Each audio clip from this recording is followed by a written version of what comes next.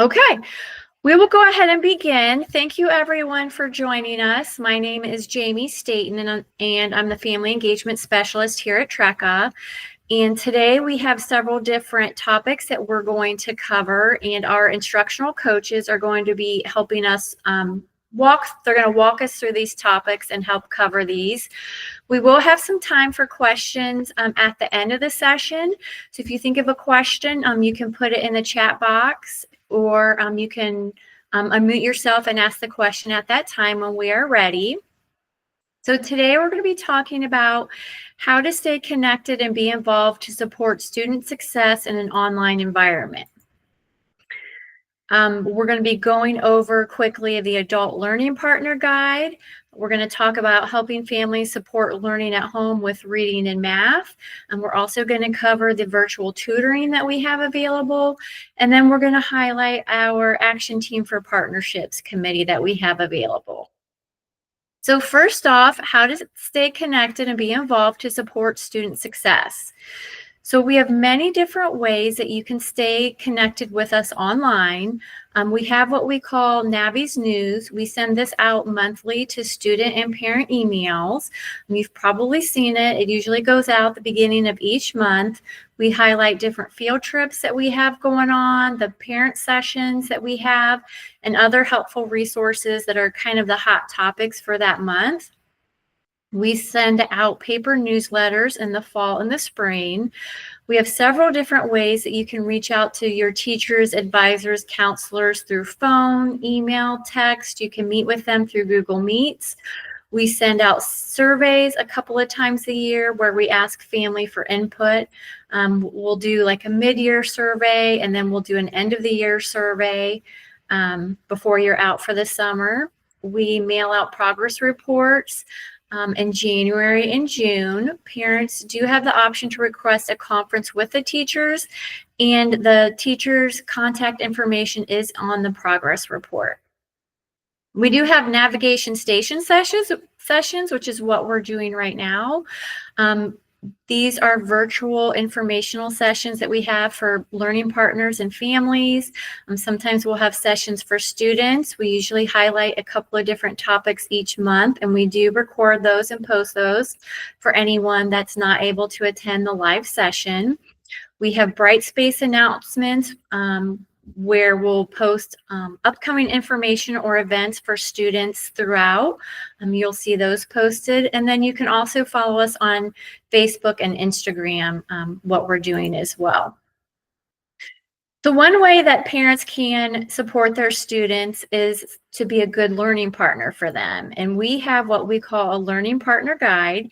You probably saw this at orientation, but each student requires a learning partner to assist with daily and regular tasks associated with their schoolwork. All students will need more assistance at the beginning of the school year until they become more comfortable with their new school environment. Parents and guardians will likely see their students' independence increase as the school year progresses, but frequent and ongoing supervision and support will still be required. And this will be a big difference from a kindergartner to a junior high or high school student. We do have this guide. I just want to show it to you quickly. But this is kind of what it looks like, and I'll also put it in the chat box for you. But it just goes over each grade level, kind of like how many hours you would be helping them and what that looks like for each grade level. Let me share this with you, and then we'll keep moving here.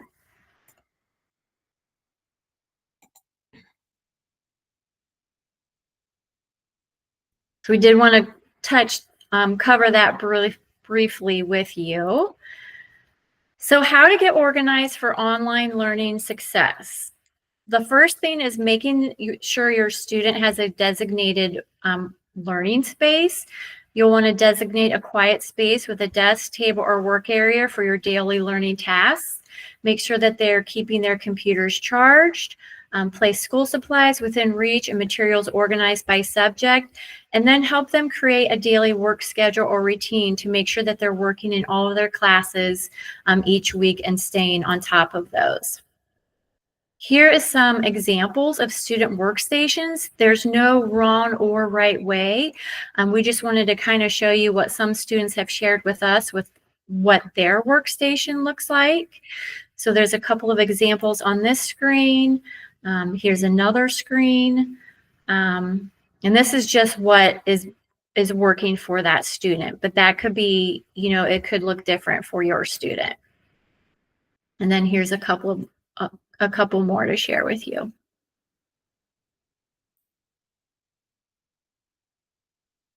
Okay, I'm going to go ahead and turn this over to Mrs. McLaughlin to cover the next few slides with you. All right. Thank you, Jamie. So I actually love seeing that one picture. The student had a keyboard on the other side of their desk. And that really stood out. That was cool. And one of the things about being a virtual student is you do not have bells that tell you when you should move from one subject to the next.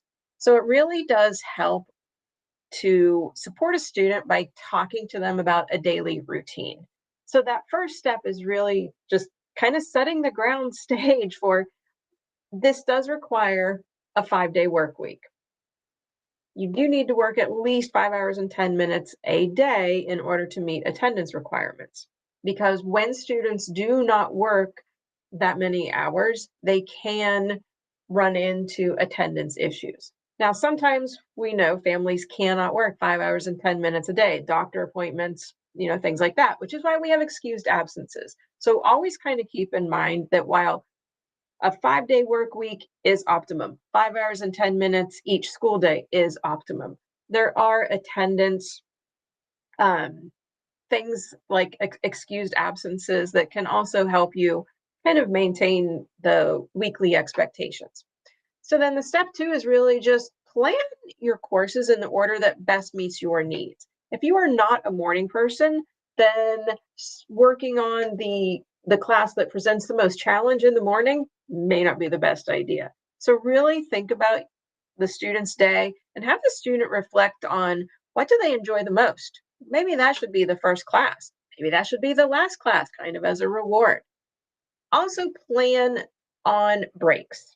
It's just like in a brick and mortar, students would get up and move and then come back. Same thing when you work from home. I know as a work from home teacher, I do that myself. I have alarms on my phone that remind me, get up and walk, go get a drink. It's okay for our students to do that too. It's healthy.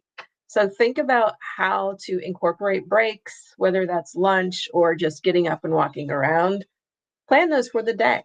And then, if possible, print and post that schedule in the workplace. So it could be something that you just hang on the wall. It could be a sticky note like this that the student keeps on their laptop.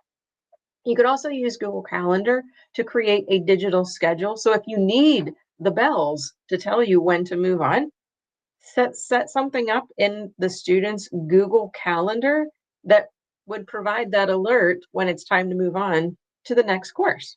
So it really does put the student in the driver's seat. Of course, what are the benefits of staying organized? Well, it's a skill that we all have to learn and practice. So learning how to manage your time well can help you stay motivated. It can help students stay on pace with coursework. It can also help students grow as a learner to reach success independently. Once you help a student set up that Google Calendar at the beginning of the year, well, then it's their task to modify it when they need to based on their course schedule or what's going on in their lives. So teaching a student how to be organized and then stay organized, it will help them in the long run beyond school. So of course, well, how can you contact teachers? If you are not the student, you're the adult learning partner. How can you contact a teacher? You are welcome to email them, text them, or call them. So in any Brightspace course, there would be directions or information, I guess, not directions, but information about how to reach a teacher and who the teacher is. So that's where you would find the email, you would find their phone number with the extension, and if the teacher is using text, you would also find that in the course. On the progress reports that are mailed home, The teacher's email address and phone number are both included for every course the student is enrolled in. So that is also provided there. I have not checked to see if it's available in the Evolve portal. It might be. So that's kind of a follow-up for me. I need to check that. Helping families support learning at home. It really is what we're here to do. We are TRECA, and we are here to help students, which means we are also here to support our adult learning partners, any age student. So one of the things that we would like to ask our adult learning partners to think about to support learning at home is really use positive language when talking about school. Growth mindset is the idea that when we focus on positive thoughts and positive words, it can help kind of transfer that to what the student is doing. We need to encourage students to avoid using that fixed mindset, which, as you can see on the screen, growth mindset is more positive, whereas that fixed mindset is kind of stuck in the negative. So when you think about actions, I think actions is a good one to look at. Growth mindset, when you're thinking about student action, would be to ask questions, talk about working hard and practicing, try it a different way. Video games. I will keep falling down the same hole in my video game, but every time I try something a little different. Just like learning, just because you don't get it right the first time, you got to keep trying and you start trying different ways. But when you think about a fixed mindset, that is the action of giving up. Pretend you understand and just guess or cheat, which means looking the answer up online.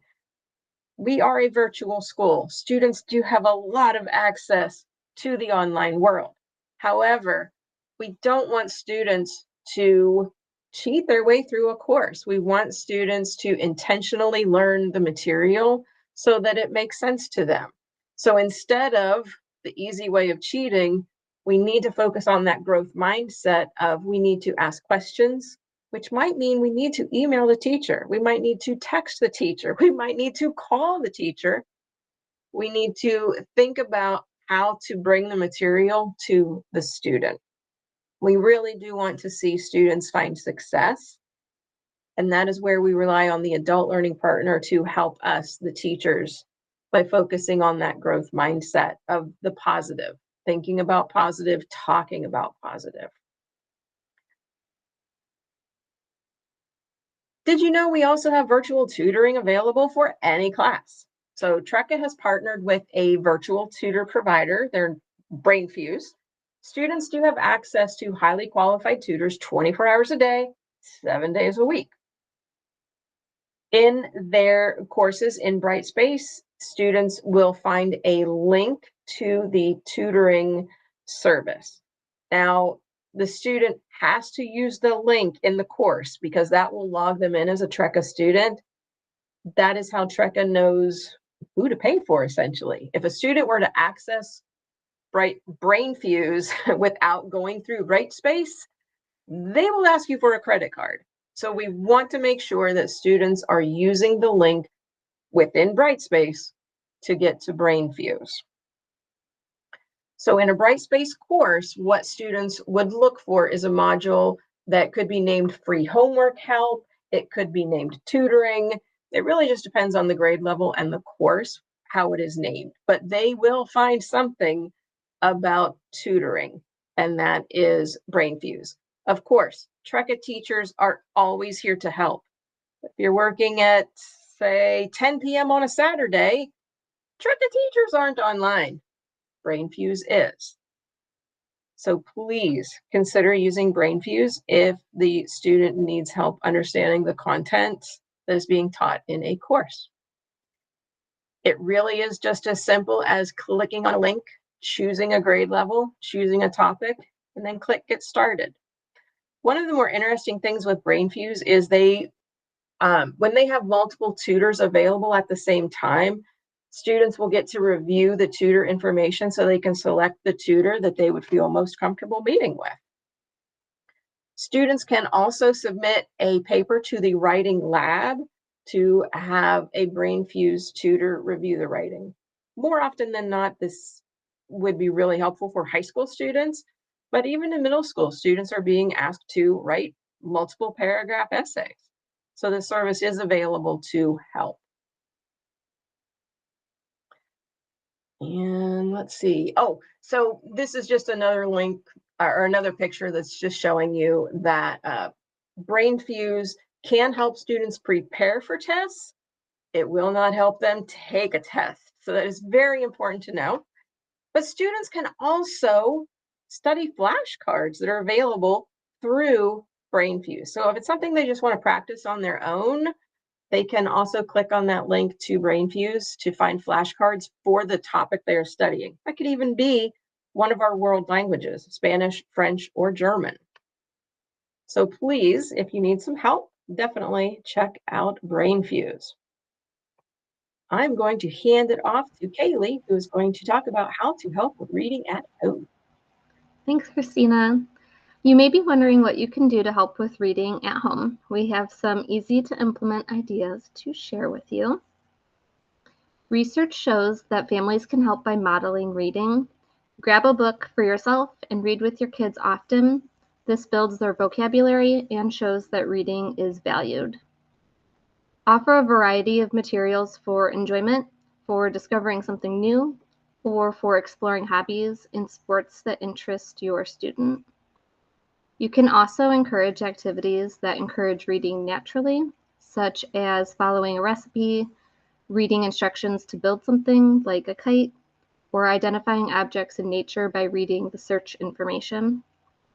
And try setting aside a daily reading time of about 10 to 20 minutes, depending on the student's age. Another fun idea is to write notes to your child. These can be reminders or encouragements or lunch notes, and encourage your student to write back to you. You can also assign out library books regularly that can be read together to a younger sibling or independently.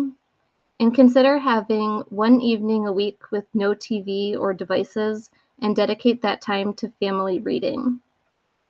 Always encourage your reader by giving praise, support, and encouragement. And we have a Navi fact for you. Offline reading time can be submitted to the Evolve portal as learning time. Be sure to give your teacher enough information to understand what was read so that they can approve that time for you. And to support classwork, help your student develop good note-taking habits, either online or on paper. When students encounter a new word or problem, they should take notes to capture their learning. Notes should include definitions and sample problems to look back at anytime. Ask your student to show you the lessons that they have completed, even if it isn't for a grade. Have them show it to you. Your child's teacher is also a valuable resource. Teachers work with students every day in live meetings and through email. And you can reach out to your teachers anytime for support. And as we mentioned previously, virtual tutors are also available to all students, and that link can be found in any TRECA class. And now I will pass it over to Amy. Thanks, Kaylee. You'll hear probably a lot of reiteration of what the previous two presenters just said. I get to teach math this year, so I'm coming to you with a little bit more perspective than I've had in the past. And the first thing I will tell you, I think the thing that makes the most impact and is the easiest to do is to speak positively about math at home. If you, the child's like big adult in their life, the main person who shows them the way of everything, if you speak about elementary math, middle school math, high school math as being something insurmountable that you could never conquer, then your child who has less world experience and less time in school than you is going to feel that way too. So the number one thing you can do is speak positively about math or anything as a challenge that the student can handle with the supports that are available and some perseverance. Another thing that can help with both reading and math is the vocabulary. Math is very similar to learning a different language. There's lots of different symbols. There's lots of different multiple meanings for things.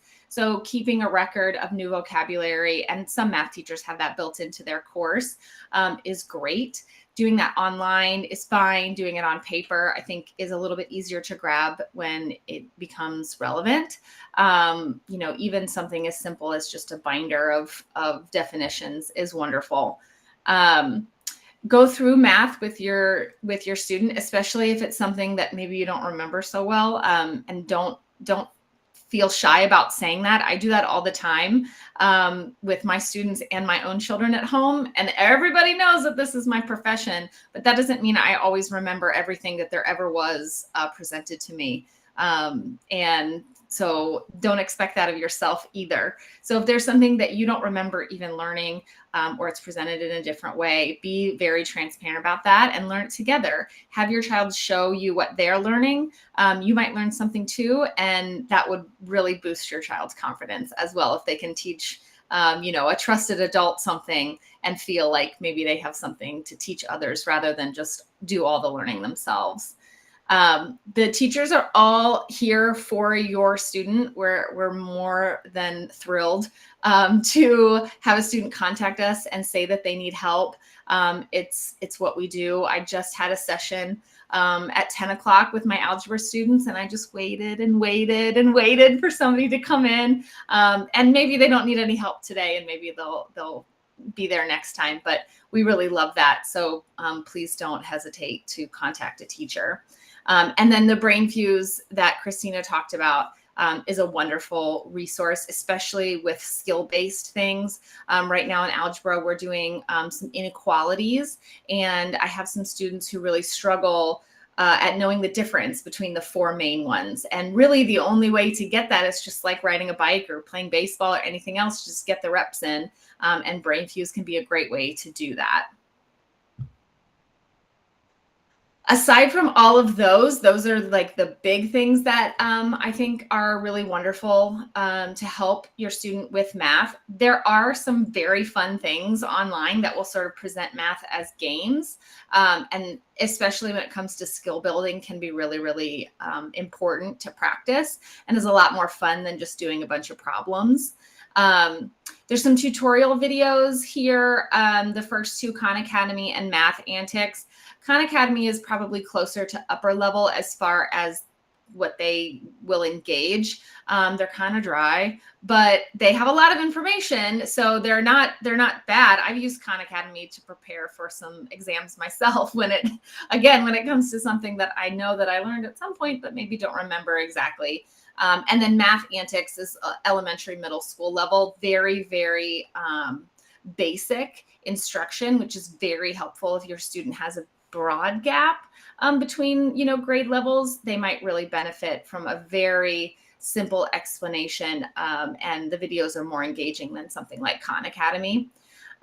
Virtual Nerd, I don't have a ton of examples in my teaching to draw any experience from, but it's another video tutorial, and you just never know what's going to grab a child's attention and what's going to engage them, or when it's finally going to click, because it will. It's a matter of what draws them in and what appeals to them.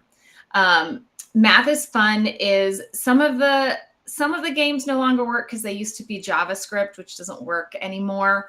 But it's still worth a visit because there are some, lessons that you can read or engage with, but then there's fun games as well. And I think the gamified way of math is not only fun, but also shows kids a real practical application of what they're doing, rather than just, why are we moving, the X over to this side of the equal sign. It kind of explores that with some fun.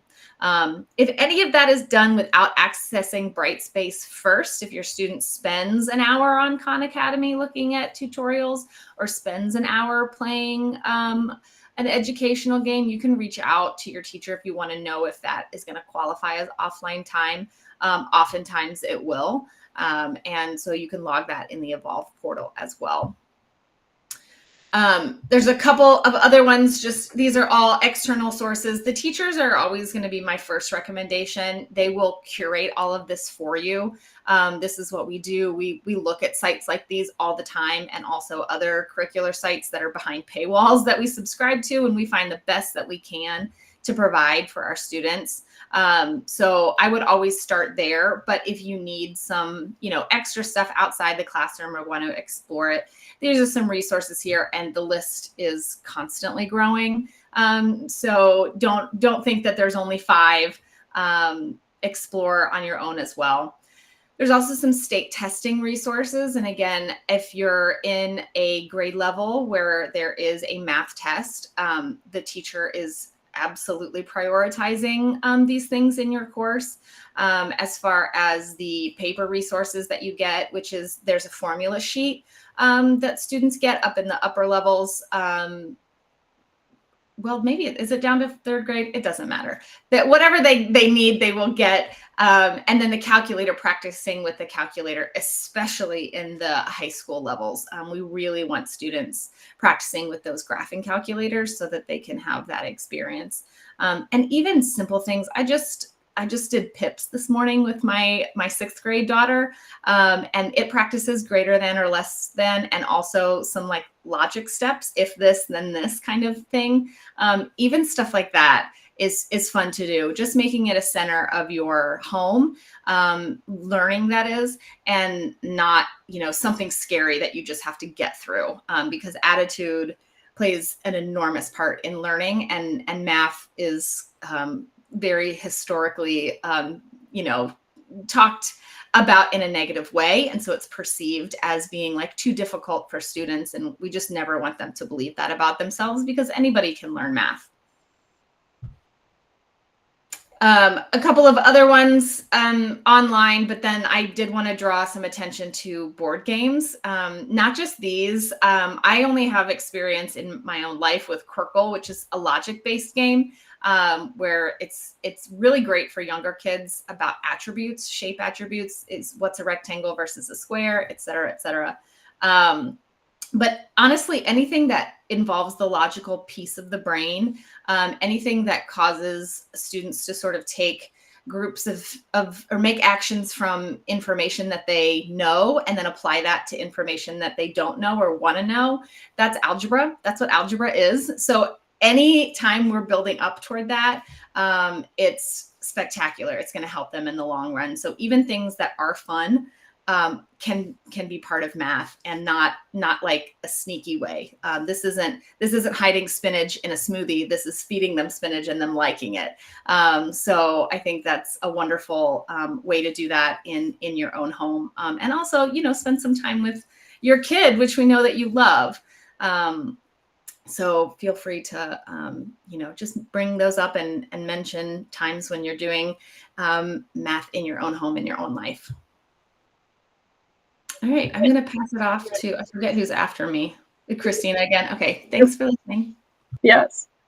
So as a virtual student, students are beginning to understand that the World Wide Web is vast. It is large. And there are so many digital library options, much like those math sites that Amy was just talking about. There are so many sites that offer students the opportunity to read and engage with content. So we wanted to go over just a few of those that students can access because they are Trucka students. Sora is a virtual library. So students can read books online. All they would need to do is go to soraapp.com. You don't need to type in the /welcome, just soraapp.com. Students would be able to log in using their Trucka Google account. So their Trucka email address, which is always their Brightspace username, @students.trucka.org, and then their Google password, and that will allow them access to the entire Sora library that they can read online. There's also My On Reader. Trucka purchases My On Reader for all students. Now, students must log into Renaissance to access My On Reader, MyOnReader also has MyOnNews that is written for students in student-friendly languages with images and little videos.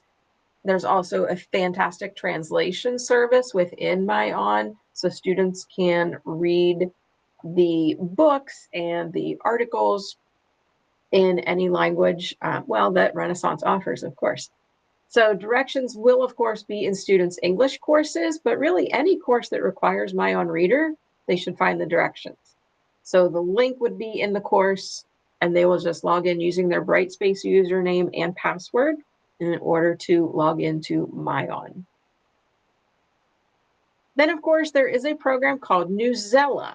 Now, the interesting thing about Newsela is that it is primarily focused on nonfiction text, which is text that is, my mind just went completely blank. I'm an English teacher, and I just blanked on informational text. That's what I'm trying to say. Newsela is informational text. Now, Trekka does not purchase access to Newsela, but anyone in the world can go to Newsela and click on the Get Started for Free link, and they would be able to read articles at Newsela.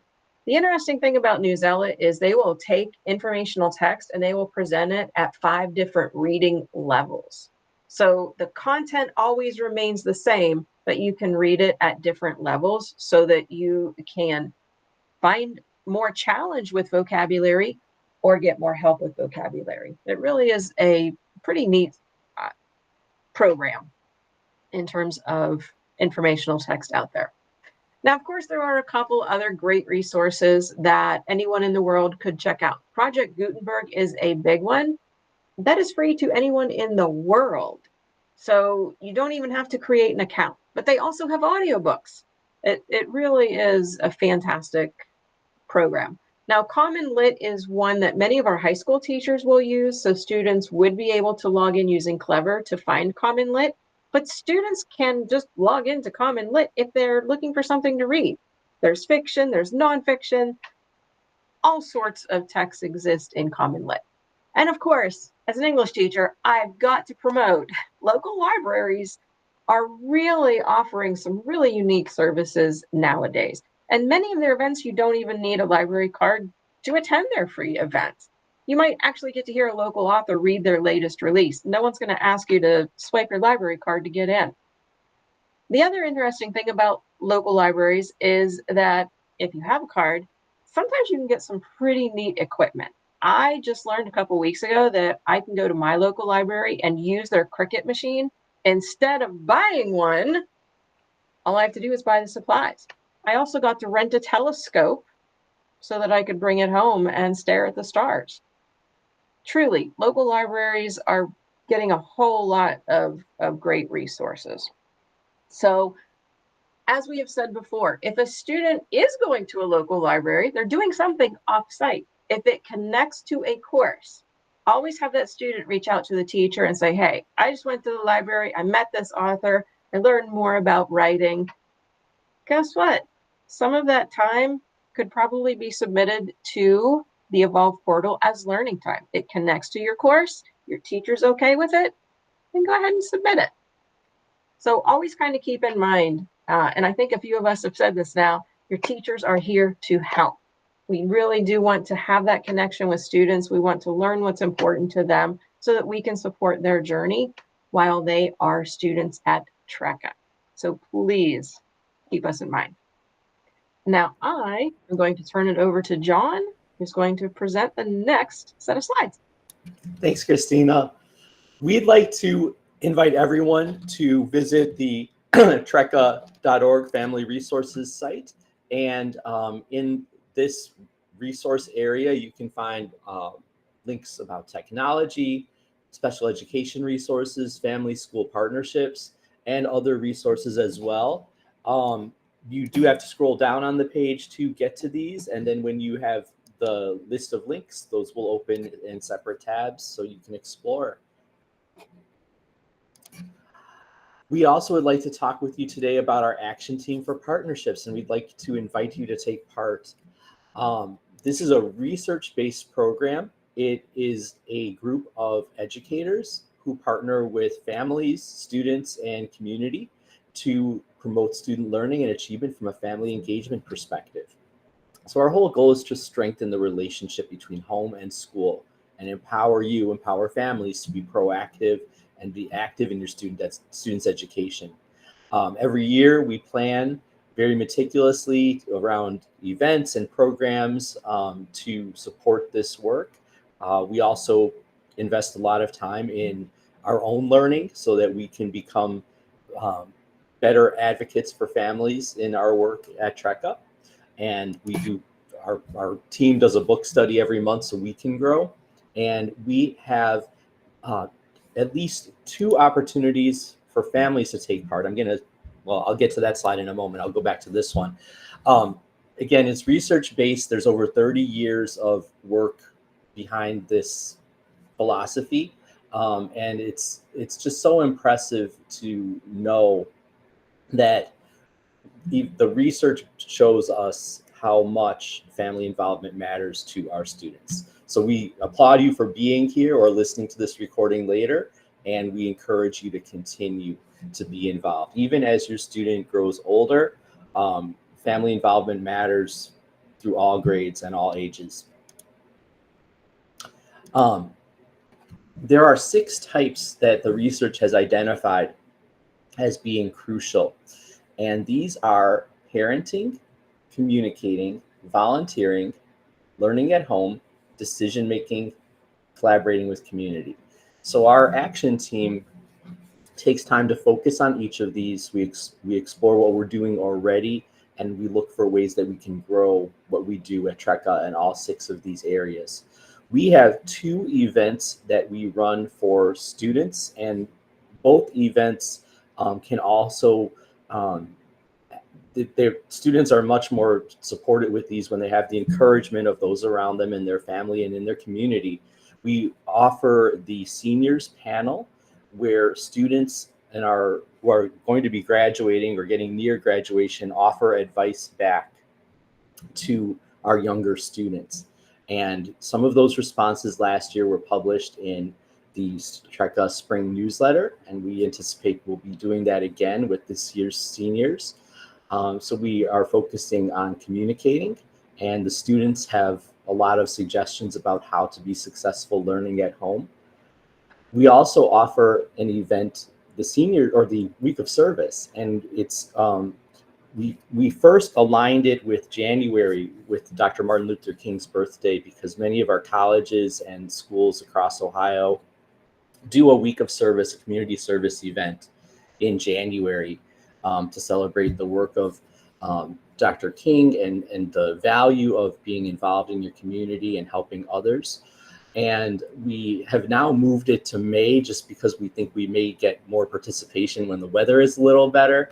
And it's one of the ways where we can highlight students connecting with their local communities. So we've had students go out to a senior center or volunteer at a church or volunteer for a food program in their neighborhoods, in their communities.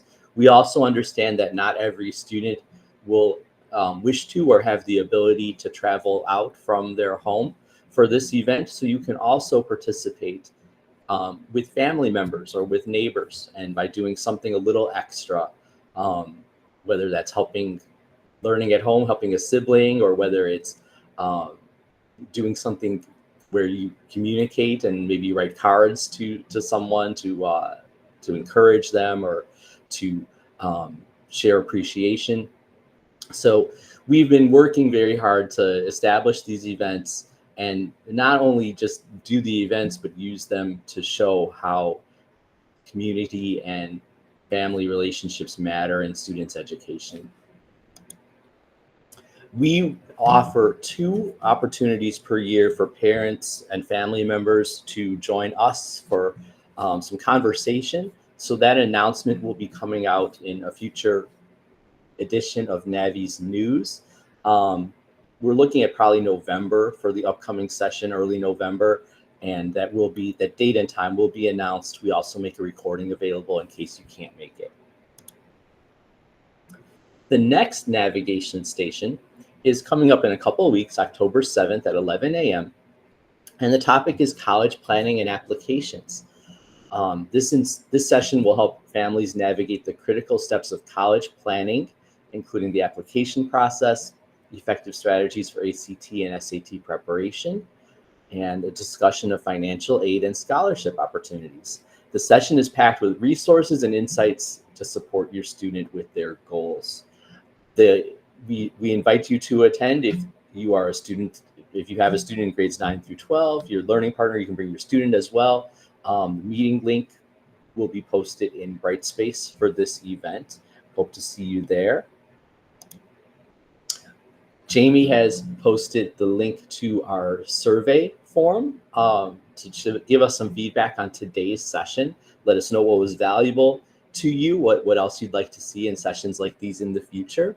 And if you have questions that, as you listened to today's presentation, ideas, came about what you'd like to ask or who you'd like to reach out to, please remember that your student's advisor and counselor and teachers would be very happy to hear from you. So please go ahead and reach out to them.